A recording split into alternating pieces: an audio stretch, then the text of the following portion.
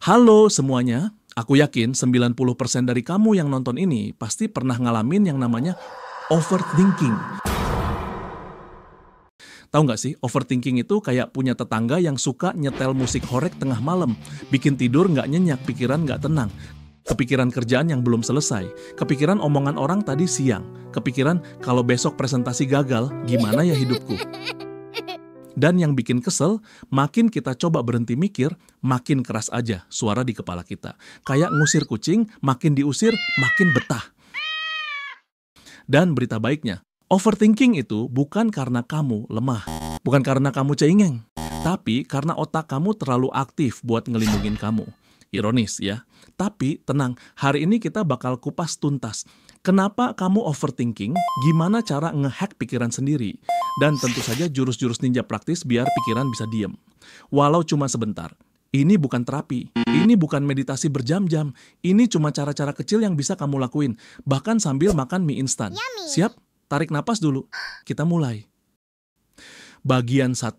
Apa itu overthinking dan kenapa otak kita suka melakukannya? Bayangin otak kamu kayak Google Chrome. Kamu buka 20 tab, terus satu tab muter terus nggak kelar-kelar. Nah, itu overthinking. Overthinking itu kondisi saat kamu mikirin satu hal, tapi secara berlebihan dan berulang. Kadang kamu mikir buat nyari solusi, tapi ternyata kamu cuma muter-muter di situ-situ aja. Kenapa bisa terjadi? Karena otak kita sifatnya emang gitu. Otak didesain buat ngehindarin bahaya dan nyari kemungkinan terburuk, biar kita siap. Kayak mitigasi risiko. Masalahnya kadang otak kita terlalu protektif. Dia mikir, kalau aku bayangin semua hal yang bisa salah, aku bisa bersiap dan antisipasi. tapi kenyataannya justru bikin kamu makin stres, makin bingung, makin mandek. Seperti mobil yang mesinnya nyala, tapi nggak jalan-jalan. Bensin habis, tapi kamu tetap di tempat. Bagian 2, tanda-tanda kamu sedang overthinking. Kamu ngulang ujian yang udah lewat, terus mikir, Kenapa tadi aku nggak jawab gitu ya? kamu susah tidur karena mikirin hal yang belum tentu terjadi. Kamu nunda-nunda kerja karena terlalu mikirin hasil akhirnya duluan.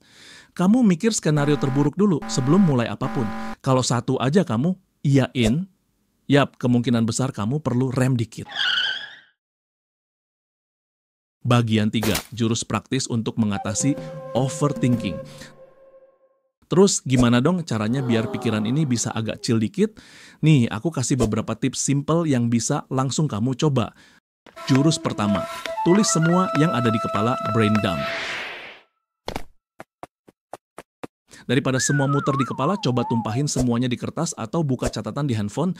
Bukan buat nyari solusi dulu, tapi cuma buat ngeluarin sampah pikiran. Jangan dipertimbangkan dulu, bener apa salahnya, tulis aja semuanya. Aku biasanya pakai notes, HP, atau kertas bekas, terus tulis semua yang ada di kepala. Deadline presentasi, takut salah ngomong, belum balas chat, kenapa sih tadi dia ngomong gitu? Setelah ditulis, coba baca lagi. Kadang pas dibaca, kekhawatiran itu jadi kelihatan nggak seseram yang dibayangkan. Ibaratnya kayak lagi bongkar lemari berantakan, pas semua udah dikeluarin, baru kelihatan, oh ini toh masalahnya. Jurus kedua, bikin worry time, waktu resmi buat khawatir.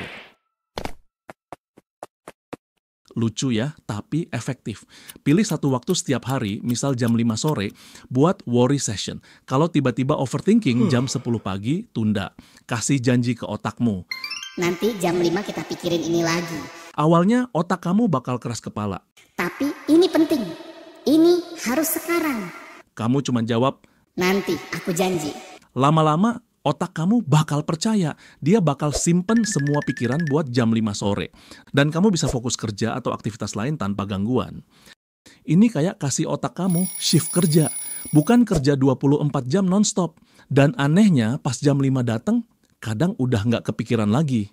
Kenapa ini efektif? Karena otak suka struktur.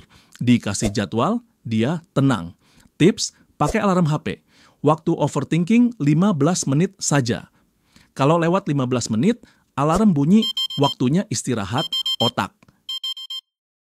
Jurus ketiga, grounding, fokus ke realita, bukan pikiran. Ini teknik simple tapi powerful.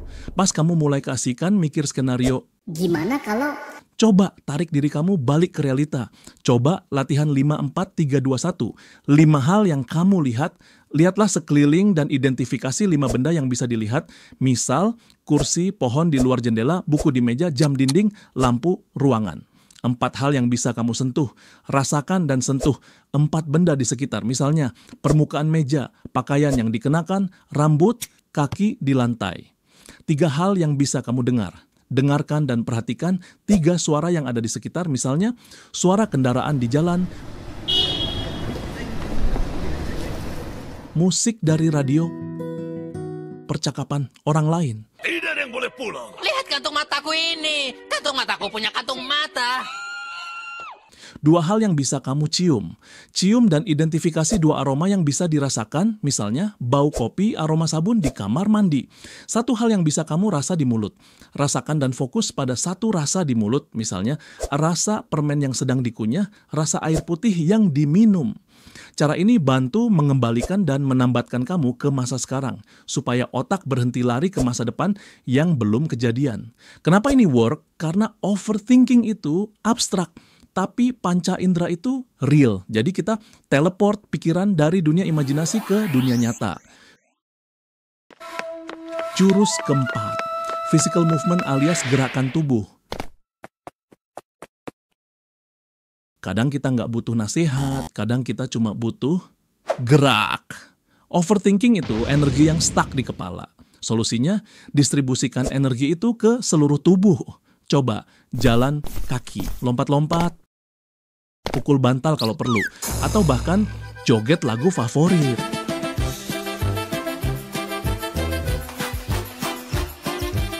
Secara saintifik, movement itu trigger endorphins, happy hormones yang secara natural ngeblok overthinking chemicals di otak. Jurus kelima, deep breath atau tarik napas dalam-dalam. Klise? Iya, tapi ampuh banget. Karena pas kamu overthinking, napasmu biasanya pendek dan cepat.